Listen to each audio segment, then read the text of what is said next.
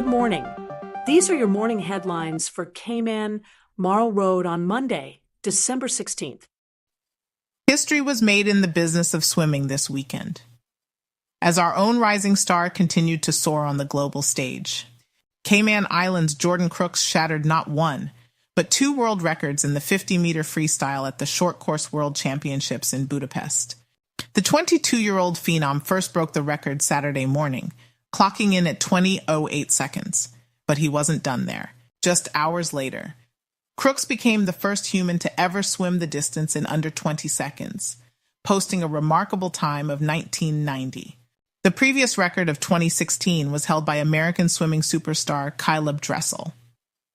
Crooks capped off his historic weekend by claiming gold in Sunday's final. For the athletic world, this represents a seismic shift in swimming's star power.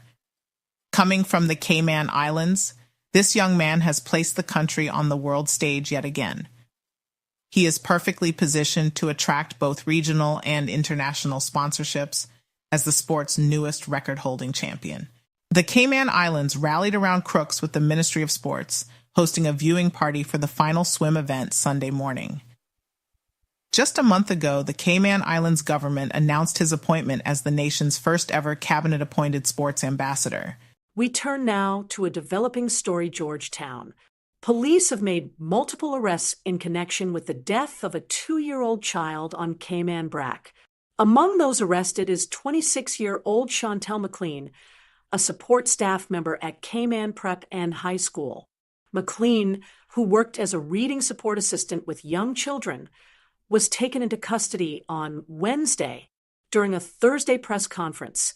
Police confirmed that 2-year-old Elicity Azalea Powell died from strangulation or suffocation. McLean was reportedly among the last people to see the child alive. Cayman Prep and High School has responded to the arrest, with Director Deborah McLaughlin confirming that the staff member has been suspended pending review. 2 other individuals have also been arrested in connection with this ongoing investigation. CMR understands all 3 parties were granted bail on Friday afternoon. In court news, a grand court hearing was held today for Palmarugan Palraj, a bartender at the Foundry Bar in Grand Harbor, who faces allegations of rape. The charges stem from an incident reported on December 9th near Queens Court Plaza. The case involves allegations made by a 24-year-old woman who was celebrating her birthday with a visiting friend. Palraj appeared via video link for Friday's hearing, where no plea was entered. His attorney indicated that legal aid arrangements are still pending. A bail application is scheduled for December 17th. The police investigation remains ongoing. A fire broke out at the Baden Town Civic Center on Saturday evening, forcing the evacuation of 16 migrants temporarily housed at the facility, authorities reported. The incident, which occurred at approximately 8:30 p.m. on December 14th, prompted an immediate response from the Cayman Islands Fire Service. The Cayman Islands Customs and Border Control Service, CBC, confirmed that no injuries were reported in the incident. Officials were working to secure alternative accommodations for the displaced migrants who were residing at the center. The cause of the fire remains unknown as authorities conduct their investigation. The Baden Town Civic Center serves as a temporary housing facility for migrants under CBC supervision. This incident marks a significant disruption to the facility's operations, though the full extent of the damage has not yet been disclosed. Police have arrested a 30-year-old West Bay resident in connection with a high-value robbery that occurred at a construction site on Eastern Avenue last month. The arrest was made early Friday morning at approximately 7:15 a.m. Last month, armed men reportedly made off with more than $300,000 that was to be used to pay construction workers. The suspect is being held on suspicion of conspiracy to commit robbery and additional related charges. The incident, which took place on November 18th, remains under active investigation by local authorities. Detectives are continuing their appeal for public assistance in the case. The major incident room is handling the investigation and can be reached at 244-2930. Members of the public with information about the robbery can also submit anonymous tips through several channels, including the RCIP's confidential tip line and the Cayman Crime Stoppers platform. Anonymous tips can be provided directly to the RCIPs via their confidential tip line at 949-777 or via their website. Now in police news from Northside, where police have made an arrest following the discovery of weapons and drugs. According to the RCIP's officers from the Firearm Response Unit, conducted an early morning operation at Dolphin Plaza on Eastern Avenue Friday, around 3:30 a.m. Officers detained a 30-year-old man after observing suspicious behavior. A subsequent search of the area led to the discovery of a loaded handgun and what police describe as a quantity of suspected cocaine. The Northside resident remains in custody, facing charges related to possession of an unlicensed firearm and drug offenses. A significant vote in Parliament today, as lawmakers rejected a proposed property tax that would have targeted overseas property owners.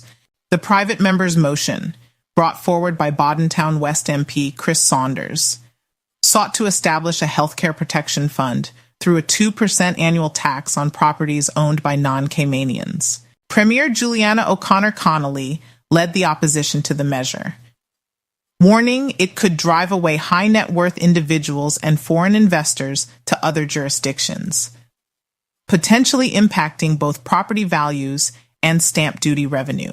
The Premier expressed concerns that the proposal could create divisions, noting it unfairly targeted non-Caymanians, who she said aren't typically the source of medical cost issues.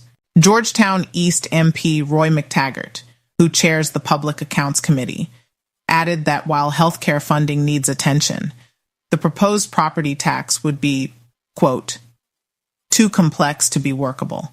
The motion was ultimately defeated on the floor. An important update for West Bay residents regarding recycling services. The Department of Environmental Health has announced the return of its West Bay Recycling Depot to its original location at Foster's Republics.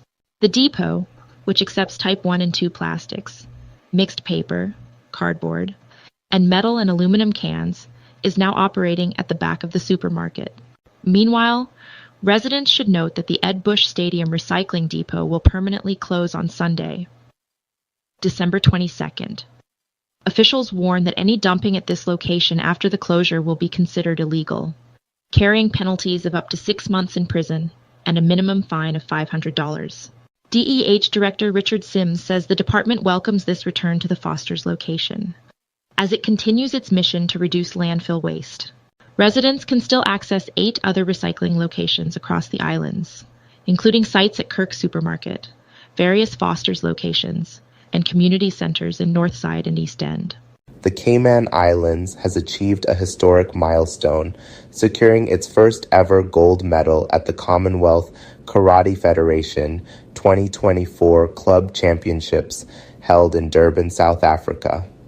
Senior kata athlete Nick Young Shodan emerged victorious in the Masters veteran division, bringing pride to the nation with his exemplary performance. The tournament, which featured 505 athletes from 18 countries, presented stiff competition. Young initially competed in the male kata division, securing a win against Zimbabwe but falling to South Africa in the second round. However, he rebounded in the Masters division, defeating South Africa, India, and Kenya in successive rounds to clinch gold.